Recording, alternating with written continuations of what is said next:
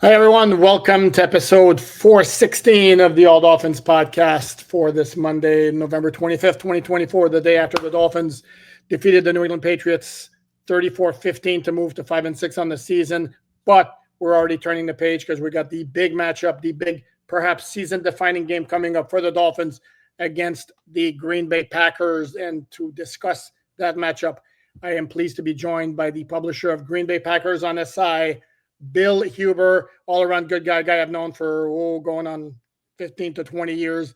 Back yeah, we're old, aren't we? Yes. Dang. Speak for yourself, man. I'm fine. I'm great. How about you?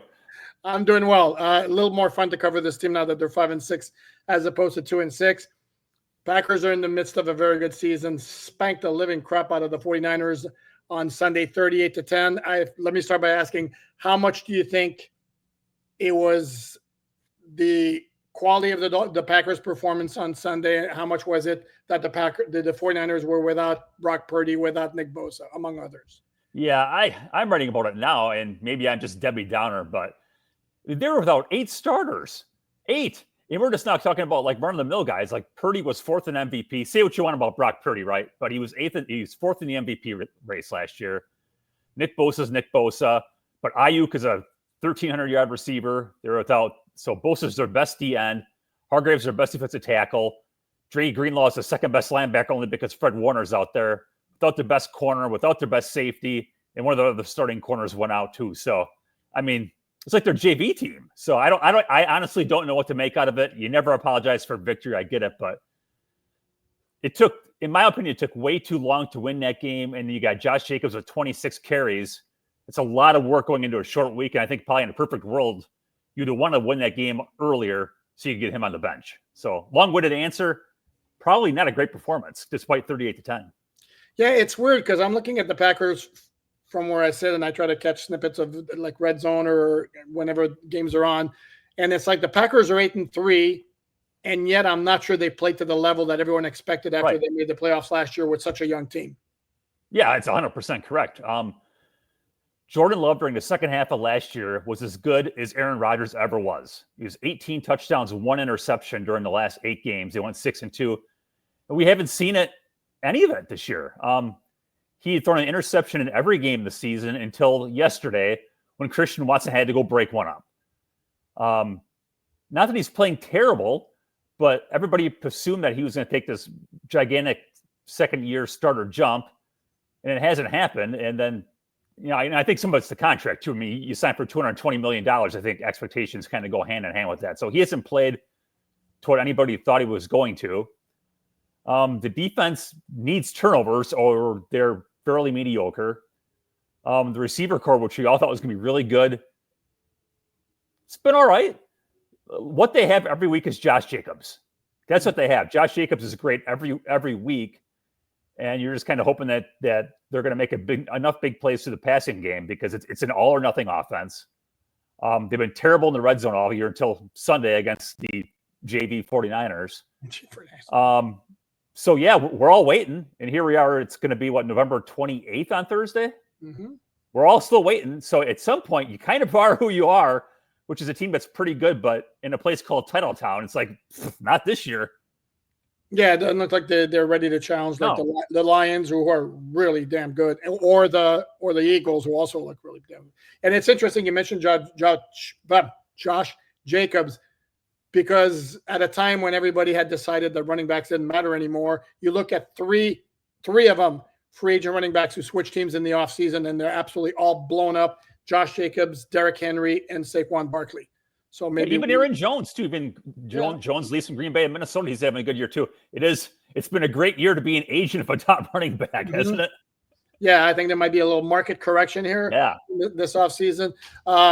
We have to talk about Jordan Love. You mentioned not necessarily having a great follow-up season after the big contract. There's no buyer's remorse at all, though, is there in Green Bay land? No, I wouldn't think so. He's been hurt too, and I know injuries are excuses, but he hurt the knee right away, and then he hurt a groin. So he's finally having full participation practices, and some chances to string some stuff together. Like the almost interception last night, a bad read. But he threw an interception against Chicago. That was a bad pass. So it's like, well, that kind of happened. So I think the last 2 games, he's probably only had one bad decision. And that's good because if you think back to the Detroit game here a few weeks ago, where he threw that just horrendous pick 6 and they lost the game and the game was over at halftime because of it. He's kind of eliminated that crap. So that's good. So I think the hope is for Green Bay is he's going to string some stuff together now that he's healthy and he can move in the pocket, which he hadn't been able to do. So we'll see. There's some time left for him to get going. Yeah, and of course, this game Thursday night is going to be a matchup between 2 2020 first-round quarterbacks, Tua Tagovailoa against Jordan Love. And I guess the X factor in the equation or in the storyline is Brian Flores is kind of well-known wish for the Dolphins not to pick Tua at number 5, where with a possible leaning towards Jordan Love later in the first round. Dolphins had 3 first-round picks that year. Obviously, Jordan Love sat for a couple of years behind Aaron Rodgers, came in, and obviously it's worked out pretty well. What was the evolution of the feelings of the Packer fans and Packer media towards Jordan Love and that pick in 2020? Yeah, I mean, people hated it at first, right? I mean, this will be debated if these guys don't win a Super Bowl with Love, this will be the great debate forever. In 2020, so the 2019 team under the first year of Matt LaFleur, they go to the NFC Championship game and say they get destroyed, but still they still get to a championship game. And the first round pick in 2020 goes to a quarterback when you have Aaron Rodgers, right? So it's like, what are you doing? Obviously, it works in retrospect. It all works out because Rodgers gets old and you have your ready-made starter. But in that draft, T. Higgins is sitting there. They could have drafted T. Higgins, so you match T. Higgins with Davante Adams. Where are you as the Packers in 2020 when you lose a championship game? In 2021, when you win 13 games and fall short in the playoffs again? Does T. Higgins and Davante Adams with Aaron Rodgers, is that a Super Bowl team or is it not? So it's one of the great debates we're ever going to have. There's no answer. There's no crystal ball to know. So Love starts off behind the 8 ball because it's a wasted draft pick. Then, of course, Aaron Rodgers' career goes to crap. He says some weird stuff. Fans turn on him, and Jordan Love becomes really great last year, and fans are happy to have him. So this next few years will be interesting because they've got cap room. They're young. They've really got a chance if they can somehow put some stuff together, get past Detroit. So it's a pretty fascinating situation here in Green Bay with the quarterback. You mentioned Aaron Rodgers. I'm wondering if the Packers front office has stopped laughing at what they were able to get from the Jets. I don't think so. I mean, gosh dang. I mean, I remember, and it kind of came back up here recently, but it was the talk of who had the leverage when the Packers were trying to trade Rodgers. It wasn't the Packers. Yeah, apparently the Packers did because the Jets gave up a whole bunch of stuff to get them, and Green Bay's turned those draft picks into Lucas Van Ness hasn't turned out so much, but it's all the other stuff where they parlayed that into some really good players, and they went from an old team which is past its prime and had all sorts of salary cap issues to a team that has really no salary cap issues. They're young. They've got the quarterback situation probably figured out for the next decade. Even if Love's not great, he's at least good enough to get you there probably. So it is a remarkable turn of events here over the last couple of years. Yeah, and that, in retrospect, I think you're okay with the trading Davante Adams, right? Even though he was a very high-end wide receiver. Yeah, ends up becoming Christian Watson and some stuff, and Watson's been pretty good.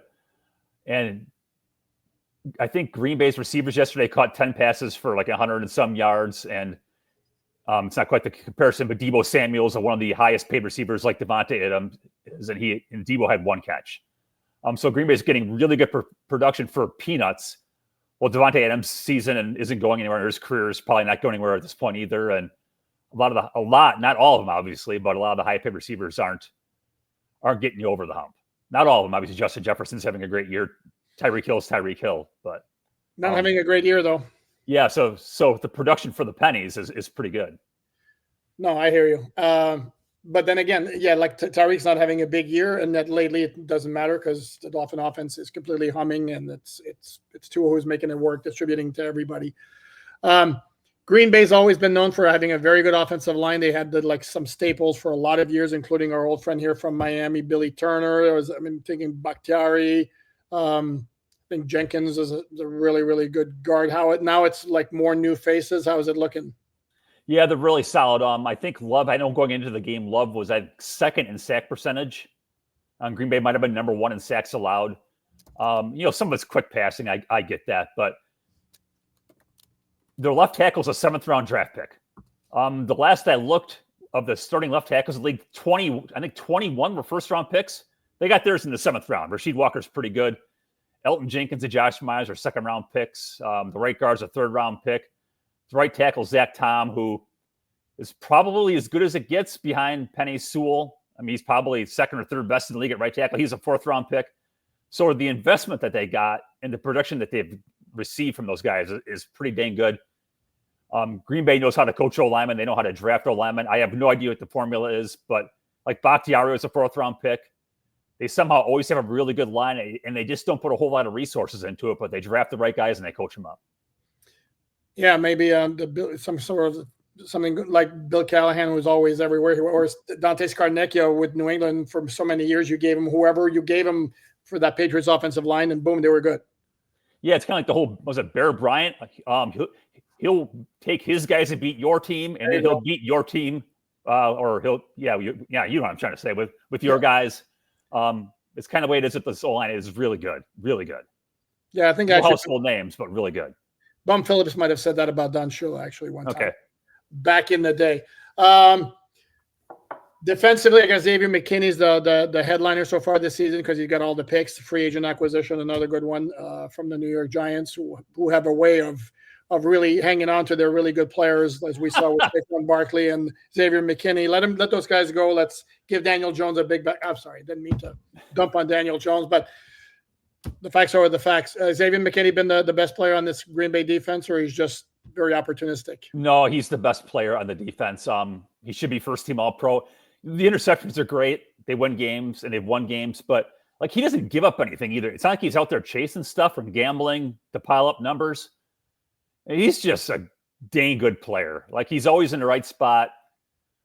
He gave a back shoulder catch to Kittle last night, and it's McKinney gave up a catch. He's just been unbelievable. And he was always a good tackler with the Giants, and he's been that, and he's been a leader. They've got 2 other rookies in the secondary that are starting. He's led those guys.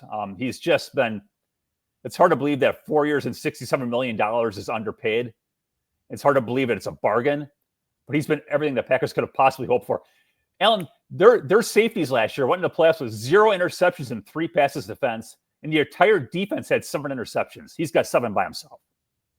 It's unbelievable. Yeah, it's interesting too. It also some sort of a little bit of a correlation with the Dolphins because they have a free agent who's about to become, a safety who's about to become a free agent, and Javon Holland, yeah, he's a good player, but he's not that kind of player. It's like we have this discussion here on the podcast all the time that Pro Football Focus, for one, loves him. A lot of the media, national guys love him.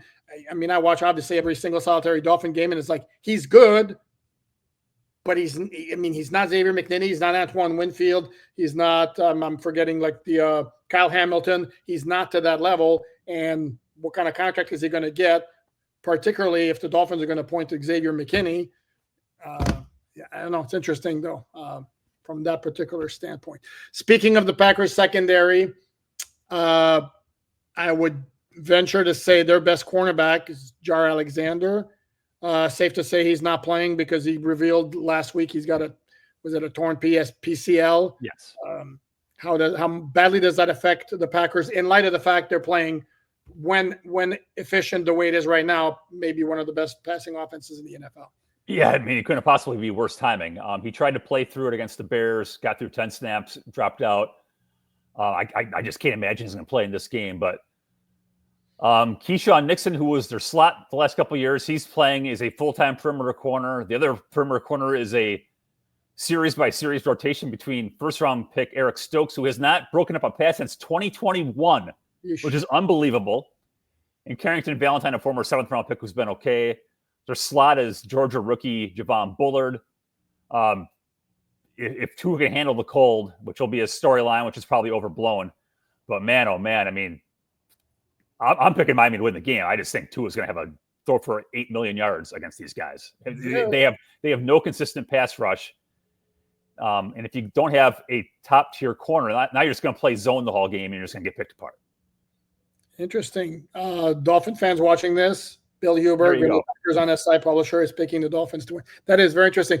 You mentioned Keyshawn Nixon. Dolphin fans may remember him from the Christmas Day game in 2022 when he returned a kickoff, I want to say 83 yards or something like that, like to start the second half, I think it was. Is he still well, not that unless there's a wind in Jason Sanders' face, it's going to be touchback city because that's all the Dolphins do, especially for against a guy that's hurt him. So is he still returning kickoffs, by the way? Yeah, he's their guy.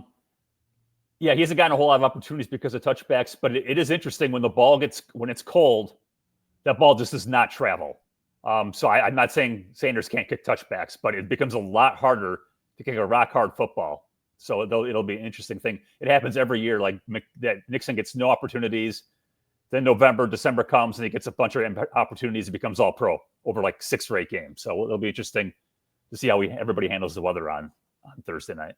And this is where I will point out, we try to be thorough and fair here on the Good Old Dolphins podcast.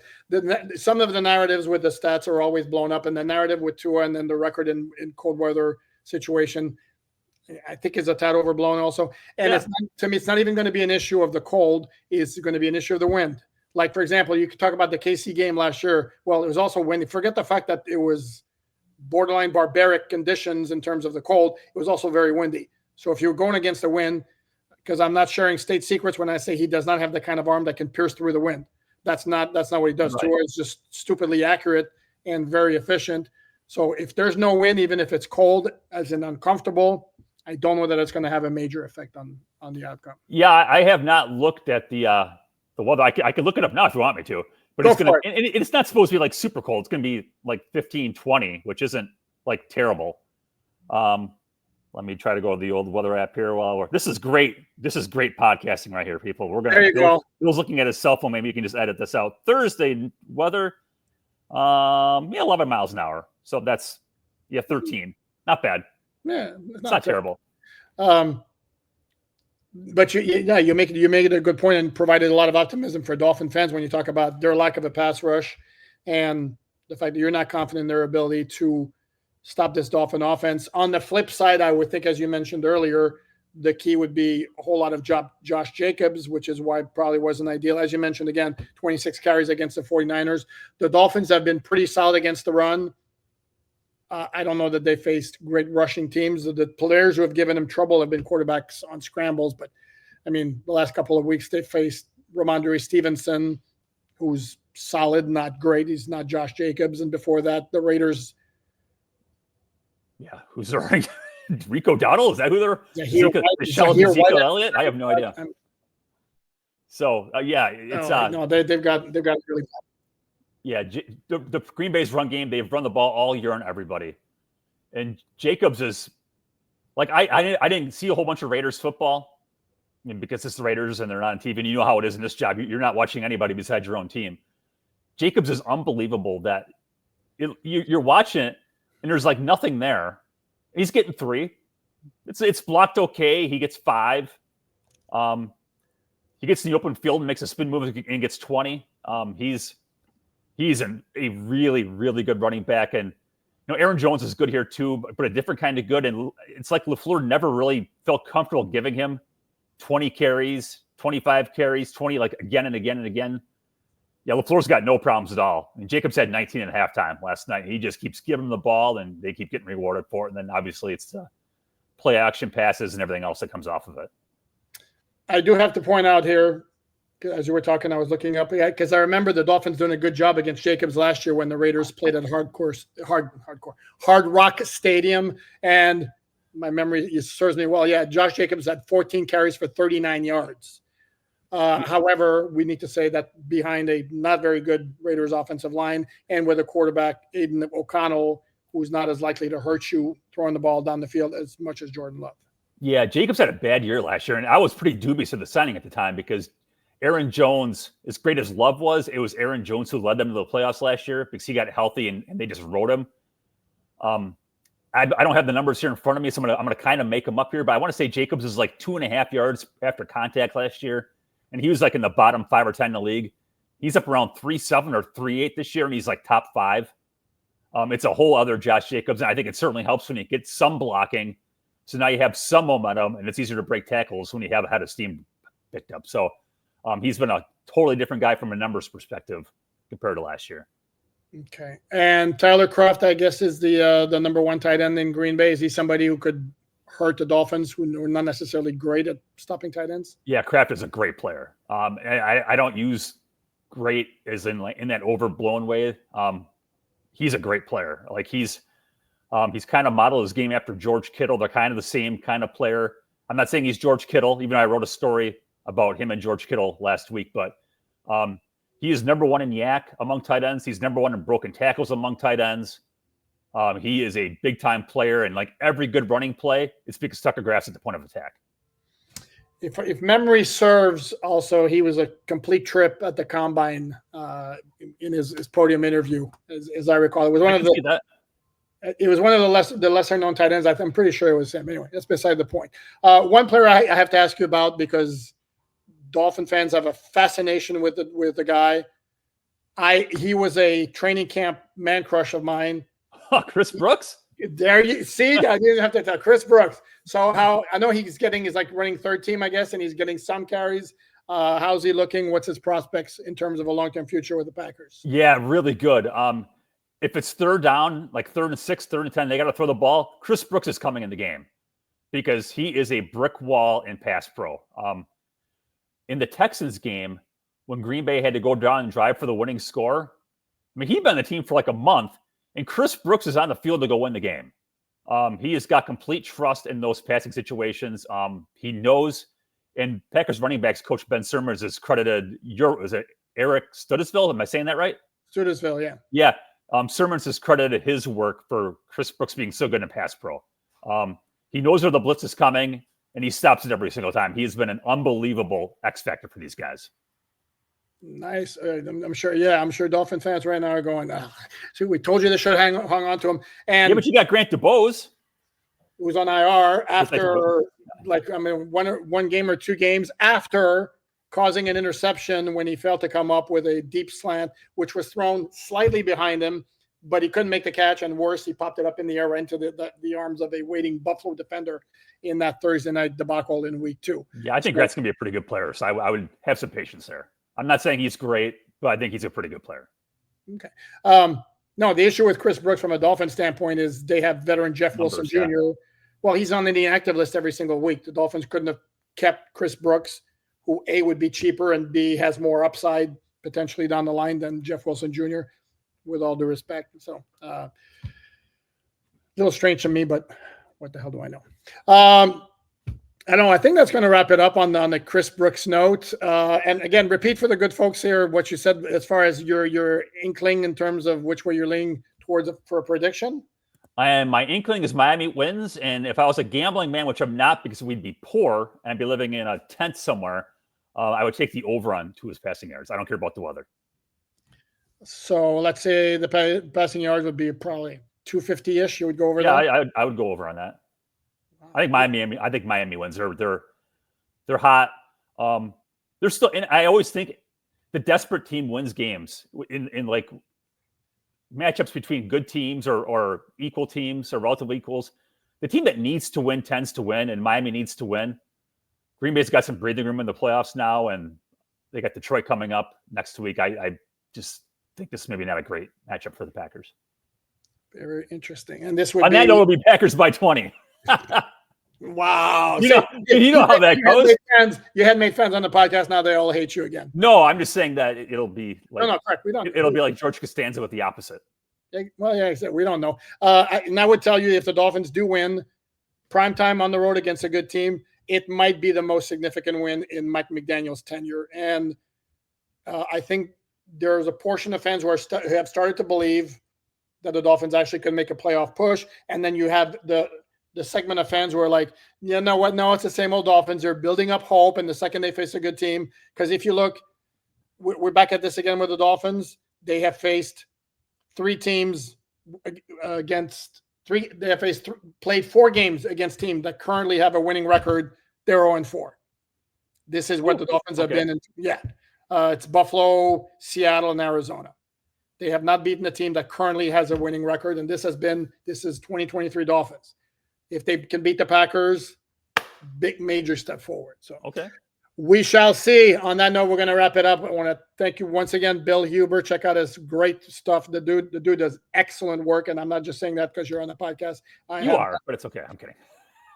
Actually, the folks on here know I don't say things just for the sake of saying things. I have a tremendous amount of respect for the content you put out on Green Bay Packers on SI. Check it out. He's on Twitter at Bill Huber NFL. Folks, please like, subscribe, share, all that good stuff. We will be back again this week, full week of coverage. Thanks, everyone. Happy Thanksgiving.